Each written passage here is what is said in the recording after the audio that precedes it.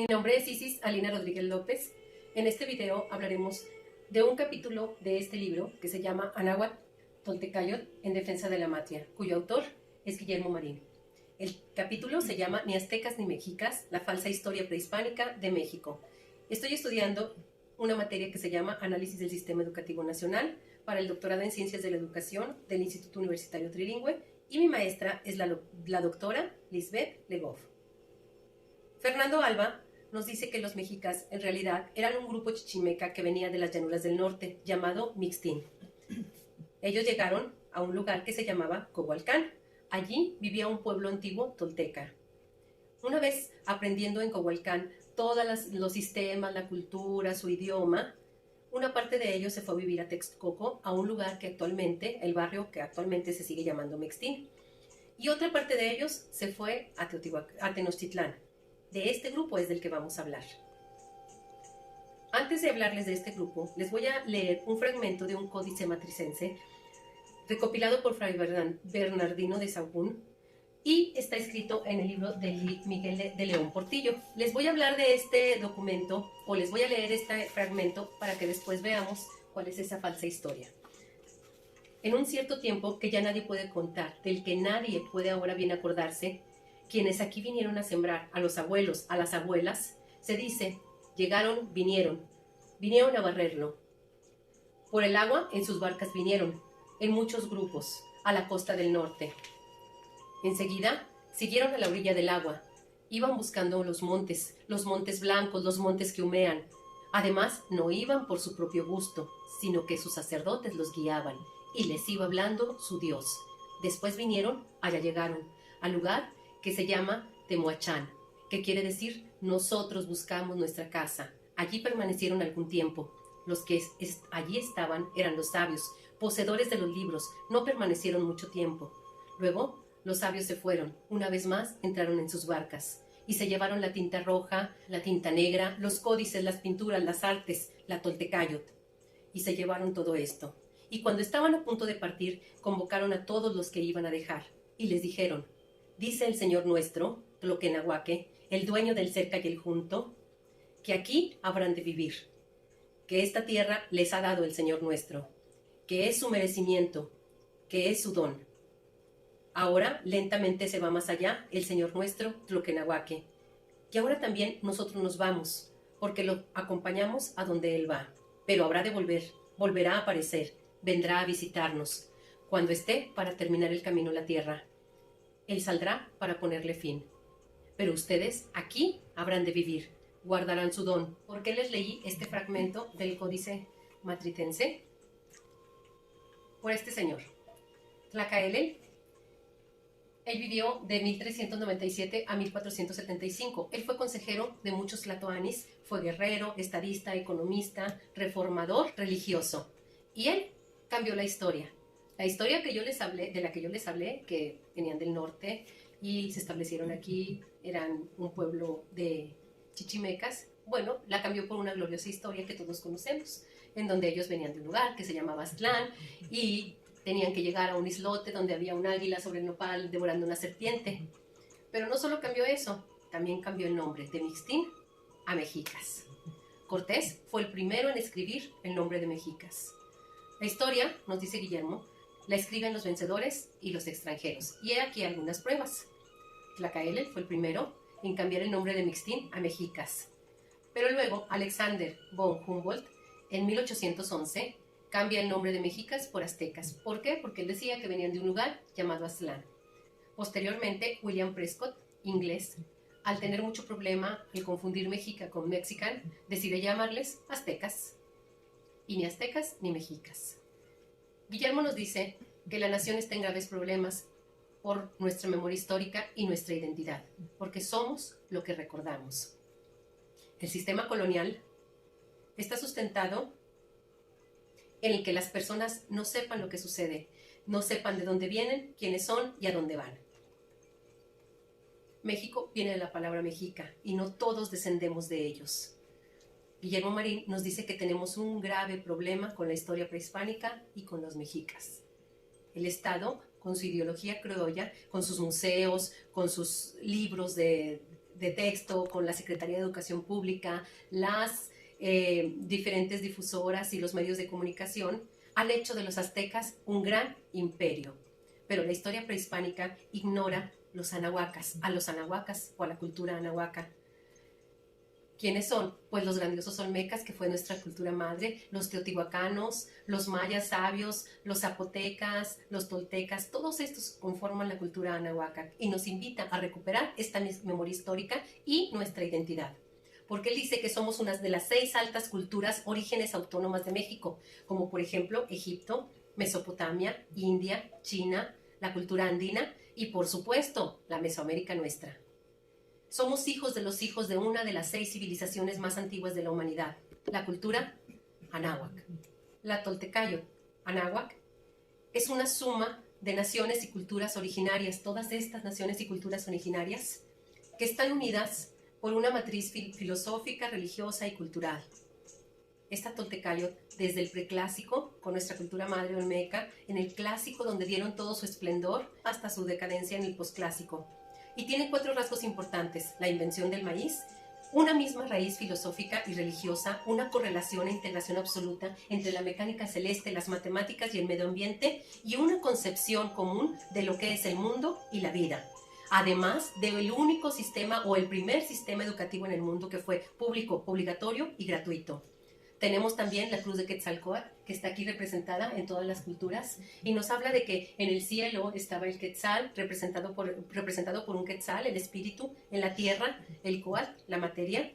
Por un lado, el Tonal, el sol, el lado masculino, racional, concreto, y por otro lado, el Nahual, la luna, lo femenino, la intuición y lo abstracto. Todo esto es parte de esa Toltecayotl. ¿Y quiénes fueron los toltecas?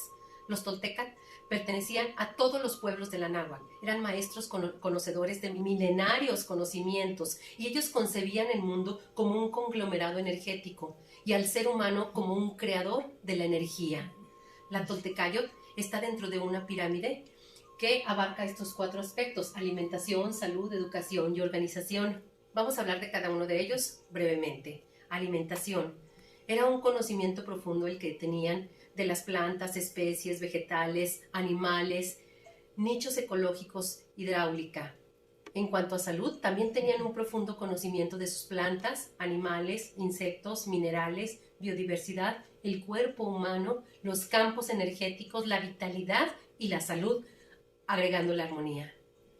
En cuanto a la organización de ellos como sociedad, estaba basada en 2 principios familiares y comunitarios, y tenía propósitos sociales, éticos y morales, además de que el trabajo comunitario estaba siempre en esa organización. La Toyán, nuestras ciudades, estaba formado por personas que estaban educadas en estos principios de los que ya hablamos. Además, vivían en sociedad y daban un servicio a la comunidad. Pero vamos a hablar un poquito más a detalle de la organización. Esta organización estaba en diferentes etapas. La primera etapa era el Zencayi. Zencayi significa Zen, enteramente juntos, y Cayi, casa.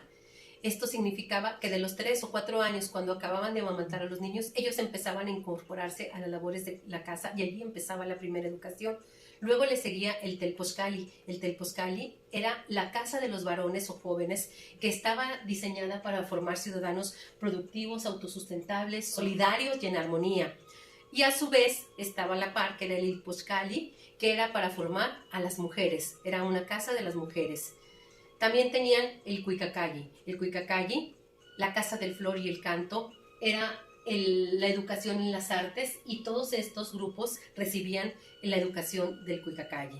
Y por último tenemos al Calmecac. El Calmecac, llamada también la casa de la medida o la casa de Quetzalcóatl, era donde los conocimientos más avanzados los veían allí. Cuando los jóvenes cumplían 18 años, tenían diferentes destinos. Algunos se casaban, otros, los varones, cuando no se casaban, se iban a una casa de los jóvenes, y las mujeres, al no casarse, se iban a la casa paterna. Pero había un grupo de jóvenes que decidía continuar sus estudios, y estos iban al Calmecac. Los conocimientos de la náhuatl son vastos y son grandiosos. Los conocimientos se transmitían de manera oral, y estaban los códices. Los códices no se leían tal cual, como ahorita estoy leyendo yo. Los códices era un recurso mnemotécnico que se utilizaba para transmitir de forma oral todos los conocimientos. También en esos conocimientos de la náhuatl estaba el mundo espiritual y el religioso, los calendarios solares y religiosos. El calendario más perfecto del mundo es el de la Toltecayotl.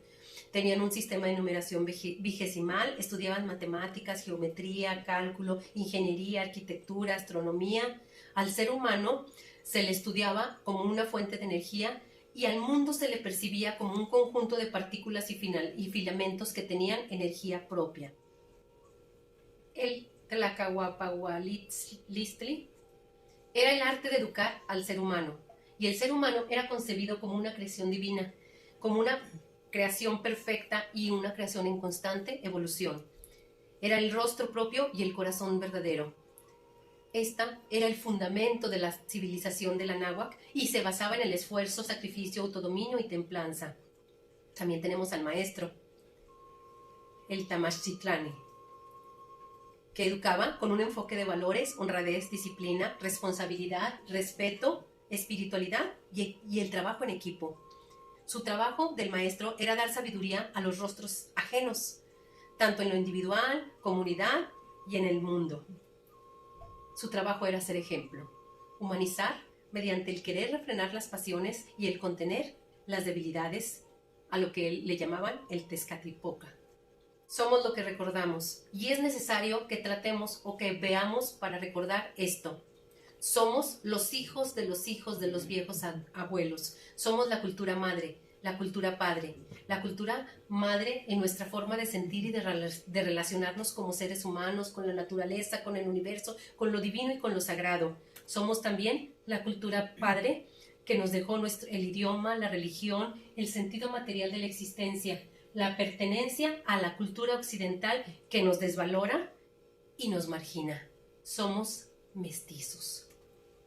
Somos también dos Méxicos, un México profundo y un México imaginario. Ese México profundo de nuestras raíces, de nuestro propio rostro y nuestro corazón verdadero. Somos también un proyecto imaginario que trata de racionalizar, civilizar, modernizar, industrializar y globalizar ese México profundo. El anáhuac sigue vivo. Somos mestizos. Somos indígenas anahuacac por dentro, pero también somos esos rasgos occidentales por fuera. En 1521, Cortés destruyó piedra por piedra y nos hizo sentir desprecio y pena por estos indígenas anahuacas. Nos hizo obligarnos a sentir desprecio y pena por nosotros mismos. Nos obligó a pintarnos el cabello, a blanquearnos la piel, a ponernos nombres en inglés, a negarnos a nosotros mismos y a sentir vergüenza por nuestro propio genotipo. Somos la matria y la patria. Nuestra matria surgió hace 8,000 años. Somos la conciencia espiritual del mundo y de la vida. Somos los valores de familia y de comunidad. Somos amor y respeto por la naturaleza. Somos también esa patria de 1821. Somos esa herencia grecolatina, o ese tratar de imitar siempre Estados Unidos tan reciente, o esa Revolución Francesa. Somos mestizos. El anáhuac sigue vivo. Y tenemos un gran desafío: activar ese banco genético de información cultural, recuperar plena y conscientemente nuestro pasado, mantener un propósito social, dejar de condenarnos a vivir como extranjeros incultos en nuestra propia tierra. El futuro del anáhuac es nuestro pasado. Antes de darles las gracias por este video, quiero presentarles los libros que estuve consultando. Son 3 libros de Guillermo Marín. Primero, La historia verdadera del México profundo, Anáhuac Toltecayotl en defensa de la matria, que es del que estamos analizando el capítulo, Pedagogía Tolteca, y de Miguel de León Portilla, Toltecayotl, aspectos de la cultura náhuatl. Por último, Un México profundo, una civilización negada, de Guillermo Bofill Batalla. Muchas gracias.